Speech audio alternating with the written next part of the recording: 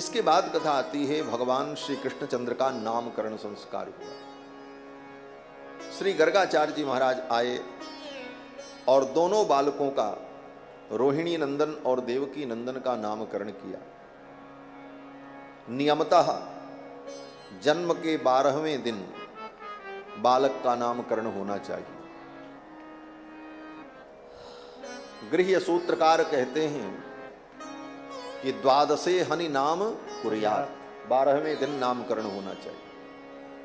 और श्री रामावतार में भगवान का 12वें दिन ही नामकरण हुआ। महर्षि वाल्मीकि कहते हैं अतीत्यैकादशाहं तु नाम कर्म तथा करोत्, वसिष्ठ परम प्रीतो नामानि कुरुते तदा। 12वें दिन गुरुदेव वसिष्ठ ने नामकरण किया। लेकिन कृष्णावतार में बोले भगवान 12 महीने के हो गए, 1 वर्ष के हो गए, अभी नामकरण नहीं हुआ। ऐसे ही मैया बुलाती है, लाला भैया बेटा यही कहकर, नामकरण नहीं हुआ। क्यों? बोले गर्गाचार्य जी नहीं आए थे। श्री वसुदेव जी ने गर्गाचार्य जी को जब भेजा और महर्षि गर्ग आए और महर्षि गर्ग ने दोनों कुमारों का नामकरण किया। देवकी रोहिणी नंदन का नाम रखा राम। गर्ग जी ने कहा कि ये रोहिणी का जो पुत्र है इसका नाम राम होगा। क्यों? बोले ये सबको रमण कराएगा। रमयन सुहृदो गुणैहि आख्यास्यते राम इति, इसलिए इसका नाम राम होगा। और ये जो देवकी नंदन है, यशोदानंदन, बोले इनका नाम कृष्ण होगा। गर्गाचार्य जी ने यह भी कहा कि बहूनि संति नामानि रूपाणि च सुतस्यते। हे नंद बाबा, आपके इस पुत्र के अनेक नाम हैं, अनेक रूप हैं।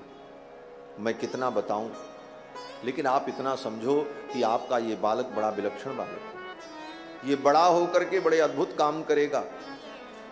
और आप तो इतना समझो कि तस्मान्नन्दात्मजोऽयं ते नारायण समो गुणैहि। हे नंद बाबा, आपका ये बालक भगवान नारायण के समान है। नारायण समो गुणैहि, तो नारायण के समान गुण वाला है। इसका कहने का मतलब क्या हुआ? बोले इसका कहने का मतलब हुआ नारायण ही है। हाँ, क्यों? बोले नारायण के समान नारायण ही तो होते हैं, दूसरा थोड़ी कोई हो सकता। भगवान के समान कोई नहीं हो सकता और भगवान से अधिक कोई नहीं हो सकता। अगर भगवान के समान किसी को कोई मानता है तो यह भी एक अपराध है। हाँ, बहुत लोग जो भगवान की महिमा को आचार्यों के मुख से सुन करके अनुभव नहीं कर पाए, ऐसे लोग कभी कभी गलती कर देते। भगवान के समान किसी इतर देवता को मानते हैं कि ये भगवान के समान, ये भी भगवान, बोले अपराध कर रहे हैं। यहां तक कि 3 देवों में भी, ब्रह्मा विष्णु महेश में भी अगर भगवान के समान उनको माना जाए तो यह भी अपराध माना है हमारे आचार्य। अधिकार संग्रह ग्रंथ में श्री वेदांत देशिक स्वामी जी महाराज कहते हैं त्रिक समधिकता तुल्य त्रैकम त्रयाणाम। त्रिक समधिकता, उन तीनों से अधिक अगर किसी को आप भगवान से अधिक उन तीनों में से उन दोनों में से किसी को मानो, बोले तो ये भी वैष्णव भक्ति की दृष्टि से अपराध है। त्रिक समधिकता तुल्य त्रैकम त्रयाणाम, तीनों को एक बराबर मानना, बोले यह भी। तो भगवान के समान तो फिर भगवान ही हो सकते, दूसरा कोई हो ही नहीं सकता। गर्गाचार्य जी ने कहा तस्मान नंदात्मजोयम ते नारायण समो गुणैहि, ये नारायण के समान गुण वाला है, अर्थात भगवान नारायण ही है। नंद प्रमदुतेव मेने आत्मानम पूर्णमाशिषाम। नंद बाबा को बड़ा आनंद अनुभव हुआ और फिर गर्गाचार्य जी तो चले गए। अब धीरे धीरे कन्हैया कृष्ण बड़े होने लगे और कृष्ण बलराम दोनों घुटनों के बल चलने लगे। जानुभ्याम सह पाणिभ्याम रिंगमाणौ, घुटने को जमीन में टिकाकर और हाथ के पंजे को जमीन में टिकाकर जब बच्चा चलना सीखता है, इसको हमारे यहाँ उत्तर भारत में कहते हैं बकैया बकैया चलना, है ना। बकैया बकैया चलना मतलब घुटने को जमीन में टिकाकर और हाथ के पंजे को जमीन पर रखकर बच्चा चलना सीखता है। भगवान भी ऐसे ही चलने लगे। कृष्ण बलराम जानुभ्याम, जानुभ्याम माने घुटने को टेक कर, सह पाणिभ्याम साथ में भुजाओं को जमीन पर टिका करके, जानुभ्याम सह पाणिभ्याम रिंगमाणौ चलने लगे। और धीरे धीरे भगवान जब चलने लगे तो चल करके कहाँ जाएं? बोले घोष प्रघोष रुचिरम ब्रजकर दमेशु। मैया किसी काम में लगी रहती तो ठाकुर जी क्या करते? बोले कृष्ण बलराम सरकते सरकते जा करके गाय की गौशाला में चले जाएं, और गाय की गौशाला में गाय का गोमूत्र गोबर सब कपड़े में लग जाए। मैया देखती तो दौड़ करके जा करके भगवान को उठा करके ले आती। तन मातरौ निज सुतौ घृणया श्रुवंत्यो पंकांगराग रुचिरा उपगुह्य दोर्भ्याम। कीचड़ से सने हुए, पंक से सने हुए कृष्ण को लेकर के आती, स्नान कराती और नया कपड़ा पहनाती। और ज्यों ही असावधान होती तो भगवान फिर चले जाते कृष्ण बलराम दोनों भाई, और जा करके उसी गाय के गोबर गोमूत्र में सन जाते। मैया को थोड़ा रोष आ गया। यशोदा मैया ने कन्हैया को पकड़ा और कहा, क्यों रे, मैं तुझे स्नान कराती हूं, कपड़े पहनाती हूं, और तू जाकर के कीचड़ में गाय के गोबर गोमूत्र में अपने कपड़े को गंदा कर लेता है। लगता है तू पिछले जन्म का सूअर है, लगता है तू पिछले जन्म का सूअर है, मिट्टी में लौटने की तेरी आदत है। सूकर मिट्टी में ही तो लौटता है। मैया ने कहा तू गत जन्म का सूकर है क्या? भगवान मुस्कुराने लगे। भगवान ने सोचा मैया कैसे जान गई मैंने बराह अवतार धारण किया था। पंकाभिषिक्त सकलम वयवम विलोक्य दामोदरम बदति कोपवशाद यशोदा त्वं सूकरोसि गत जन्मनि पूतना रे इत्युक्त सस्मित मुखावतु नो मुरारी। ये भगवान की मधुर लीलाएं ब्रज में होती। और बड़े जब भगवान हुए तो चलना सीखते हैं, और चलने सीखने के चक्कर में क्या हो जाता है?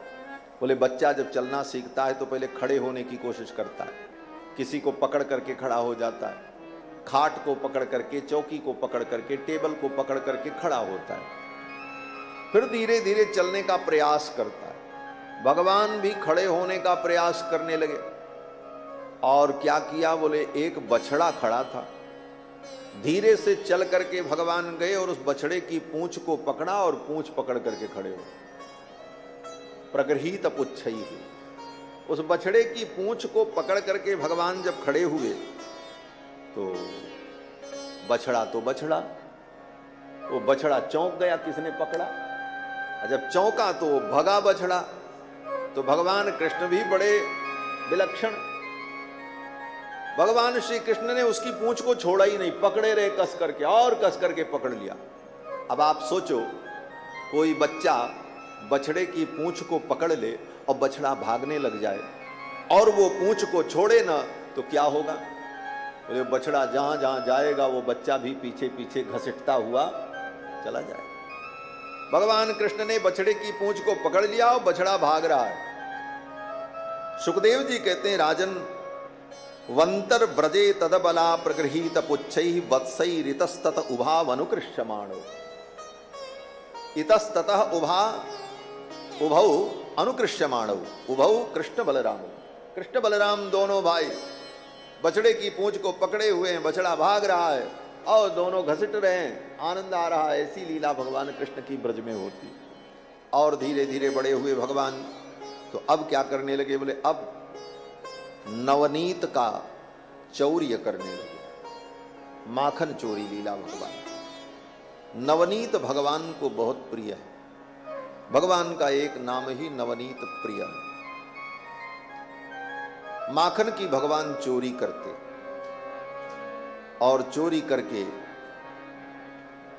अपने भी खाते, सखाओं को खिलाते और बंदरों को भी खिलाते थे। वृंदावन के जितने बंदर, उन बंदरों को भगवान बुलावें और माखन निकाल निकाल करके बंदरों को देते। मरकान भोक्षण विभजति सचेन्नाति भांडम भिनत्ति। मरकान भोक्षण, बंदरों को माखन खिलाते। ये बंदरों को भगवान माखन क्यों खिलाते? बोले भगवान ने सोचा इन बंदरों ने रामावतार में मेरी बड़ी सेवा की थी, लेकिन रामावतार में मैं इनको कुछ दे नहीं सका, इनके लिए कुछ मैं कर नहीं सका। जंगल में ये बंदर बेचारे पेड़ पर रह लेते थे, कंदमूल फल खा लेते थे, और राम जी के लिए युद्ध लड़ते थे। तो राम जी ने विचार किया रामावतार में मैंने इनके लिए कुछ नहीं किया और इन्होंने मेरी इतनी सेवा की, इतने बड़े युद्ध में मुझे विजय दिलाई, लेकिन इस अवतार में तो मैं ब्रजराज हूं, मैं इनको माखन खिलाऊं। तो भगवान उन बंदरों को मक्खन खिलाते।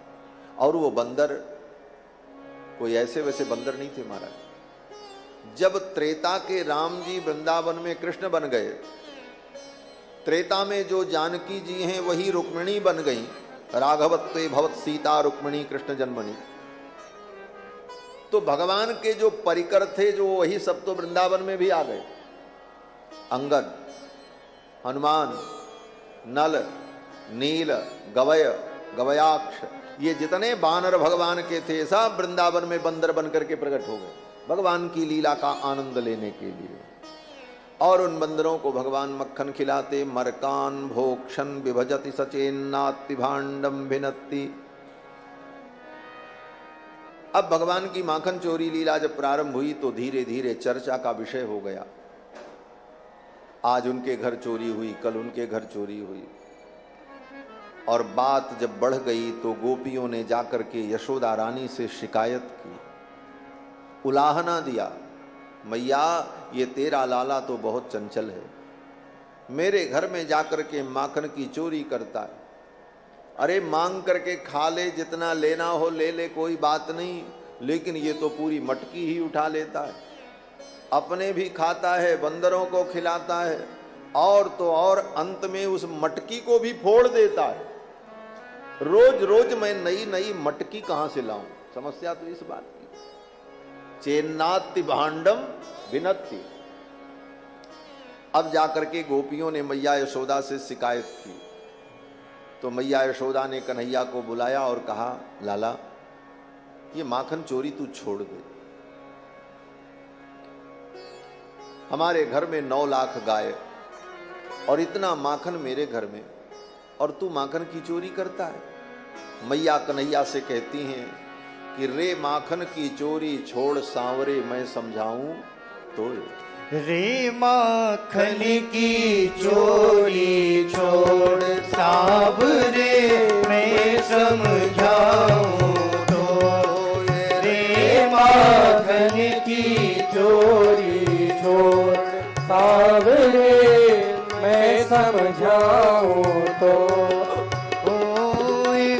मैं समझाऊं तो ये सांवरिया, मैं समझाऊं तो हाँ, मैं समझाऊं तो ये कन्हैया, मैं समझाऊं तो। रे माखन की चोरी छोड़ सांवरे, मैं समझाऊं तो। रे माखन की चोरी छोड़ सांवरे, मैं समझाऊं तो। 9 लख धेनु नंद बाबा घर, नित नयो माखन हो। 9 लख धेनु नंद बाबा घर, नित नयो माखन हो। पढ़ो नाम तेरे नंद बाबा को, पढ़ो नाम तेरे नंद बाबा को, हंसी हमारी हो। रे माखन की चोरी छोड़ सांवरे, मैं समझाऊं तो। रे माखन की चोरी छोड़ सांवरे, मैं समझाऊं तो। मैया ने कहा लाला माखन की चोरी छोड़ दे, मेरी बदनामी हो जाएगी। तेरे बाबा नंद बाबा का कितना नाम है समाज में, लोग क्या कहेंगे, नंद का छोरा चोरी करता। और तो और मैया ने एक और रास्ता निकाला समझाने का। मैया ने कहा लाला देख, तेरी सगाई मैंने तय कर दी है। कन्हैया ने कहा मेरी सगाई? बोले हाँ। बोले कहां तय किया मैया? यशोदा रानी ने कहा वृषभानु की कुमारी जो राधा रानी है ना, उनके साथ तेरी सगाई मैंने तय कर दी है। और अगर ये बात बरसाने पहुंच गई कि नंद का छोरा चोरी करता है, तो कन्हैया ये सगाई टूट जाएगी, बड़ी बदनामी होगी। बरसाने तेरी भई सगाई, नित नई चर्चा हो। बरसाने तेरी भई सगाई, नित नई चर्चा हो। बड़े घरन की राजकुमारी, बड़े घरन की राजकुमारी, नाम धरेगी तो रे माखन की चोरी छोड़। सावरे मैं समझाऊं तो रे माखन की चोरी छोड़। सावरे मैं समझाऊं तो। मैया ने कहा बरसाने तेरी भई सगाई, नित नई चर्चा हो, और ये सगाई टूट जाएगी। मैया ने जब सगाई का नाम लिया तो भगवान कृष्ण बड़े प्रसन्न हो गए और दोनों अपने पैरों को पटक पटक कर अपने पैजन को बजा बजा करके मैया से कहने लगे, मैया सगाई तो तैने तय कर दी, ये ब्याह कब होगा? मैया ने कहा अरे लाला बड़ा हो जा तब तेरा ब्याह करेंगे। सगाई तो तय है लेकिन ब्याह तो जब तू बड़ा हो जाएगा तब होगा। तो भगवान ने मैया का आंचल पकड़ लिया और कहा मैया आज मेरो ब्याह कराए दे, आज ही मेरो ब्याह कराए दे। मैया ने कहा अरे लाला बड़ा हो जा तब ब्याह होगा। लेकिन भगवान मैया का आंचल पकड़ करके मचल गए और भगवान ने कहा कि मैया कर दे मेरो ब्याह, मगाए दे दुल्हन गोरी सी। मैया कर दे मेरो ब्याह, मगाए दे दुल्हन गोरी सी। मैया कर दे मेरो ब्याह, मगाए दे दुल्हन गोरी सी। मैया कर दे मेरो ब्याह, मगाए दे दुल्हन गोरी सी। मैया ने कहा रे लाला तू तो सांवला है और दुल्हन कैसी चाहिए? बोले गोरी। हाँ हाँ, जब भगवान की ये दशा है तो संसार की क्या दशा होगी, सोचो। भगवान ने कहा मैया गोरी के साथ साथ गुणवारी भी हो। खाली गोरी हो और उसको रोटी बनाना ना आता हो तो क्या खिलाएगे? तो मैया ने कहा अच्छा लाला बता तुझे कैसी दुल्हन चाहिए?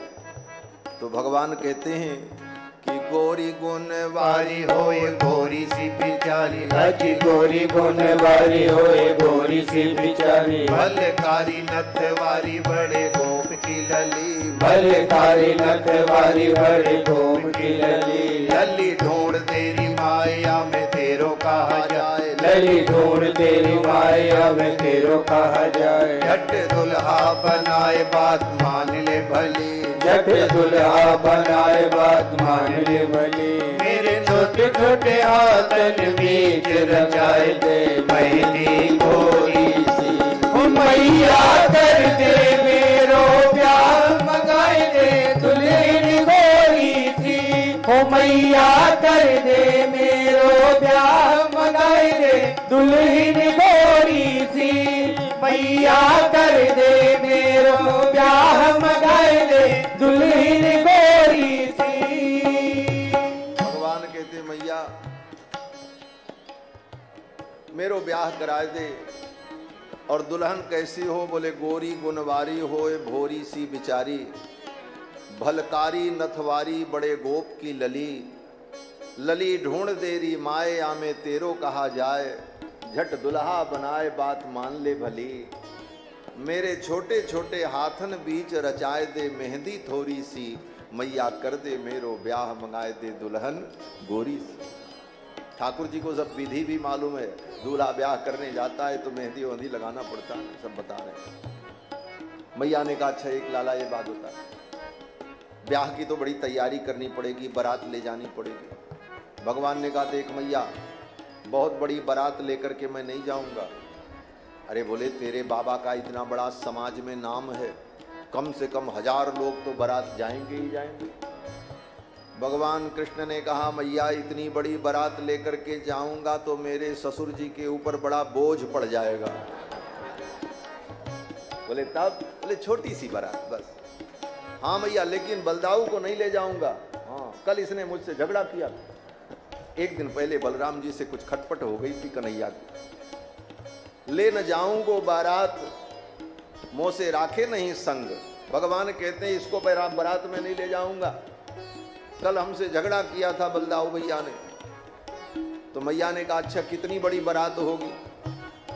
तो भगवान ने कहा बस ज्यादा से ज्यादा 5-7 लोग रहेंगे, बस इतनी छोटी बारात। भगवान कहते हैं कि छोटी सी बारात ग्वाल बाल 5-7, अजी छोटी सी बारात ग्वाल बाल 5-7, मल हरदी मौगात शीस सहरो धराए, मल हरदी मौगात शीस सहरो धराए, धरी मोर ब्याह दे जाऊं कछाए दे कछनी गोरी सी, मैया कर दे मेरो ब्याह मंगाए दे दुल्हन गोरी सी, मैया कर दे मेरो ब्याह मंगाए दे दुल्हन गोरी सी, ओ मैया कर दे मेरो ब्याह मंगाए दे दुल्हन गोरी सी।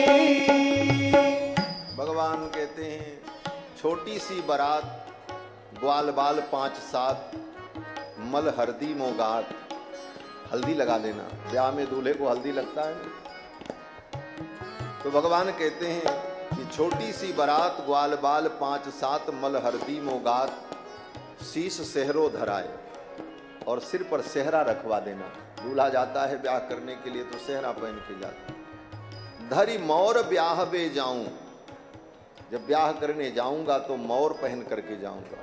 लेकिन इतनी बात भगवान जब अपनी मैया से कह रहे थे उस समय ठाकुर जी की उम्र कितनी थी? बोले 2.5 साल की, और नीचे जो है कच्छी भी नहीं पहने हुए थे। तब भगवान को याद आया अरे ब्याह करने जाएंगे तो ऐसे ही नंगे जाएंगे तो लोग क्या कहेंगे।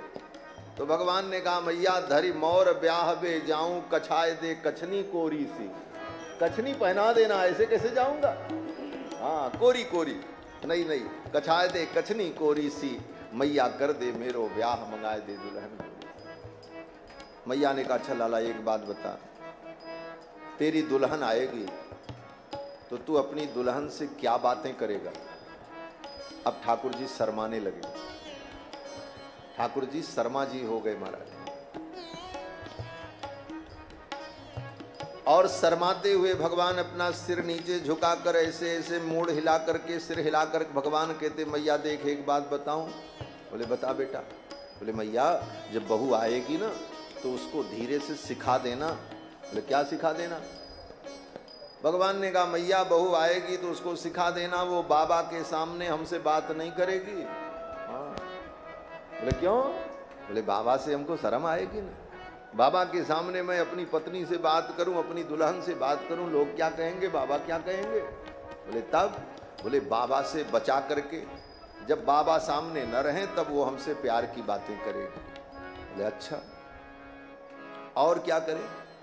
तो भगवान कहते हैं कि बाबा ते बचाए मोथे प्यार करे आए, अजी बाबा ते बचाए मोथे प्यार करे आए, होले होले बतराए आवे बातन में रस, होले होले बतराए आवे बातन में रस, रस गाहक दुल्हन श्याम प्रीत मन चंद चकोरी सी, मैया कर दे मेरो ब्याह मंगाए दे दुल्हन गोरी सी,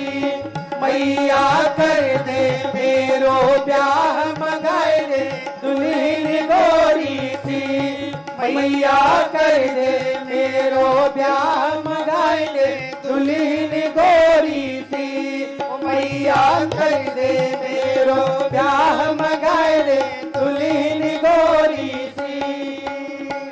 भगवान मैया से इस प्रकार कहते हैं। मैया ने कहा अच्छा लाला, तो एक काम कर लाला, तू थोड़ा हमको समय दे, मैं तेरे ब्याह की तैयारी करूं। तो भगवान ने कहा हाँ मैया, तू मेरे ब्याह की तैयारी कर और तब तक मैं जाकर के सो जाता हूं। मैया ने कहा मैं तेरे ब्याह की तैयारी करूं और तू सोएगा? ठाकुर जी ने कहा मैया तू जानती नहीं, ब्याह तो रात में होता है और पूरे रात पंडित जी मंत्र पढ़ते हैं और पूरी रात जगना पड़ता है, तो दिन में सो लूंगा तो रात में नींद नहीं आएगी, नहीं तो ब्याह में नींद आएगी तो लोग क्या कहेंगे। मैया ने कहा अरे लाला तू तो बड़ा बुद्धिमान है, जा बेटा सो जा। कन्हैया तो चले गए सोने के लिए और मैया अपने घर के काम में लग गई। ऐसी मधुर लीलाओं के द्वारा भगवान उन ब्रज के भक्तों को परम आनंद प्रदान करते हैं।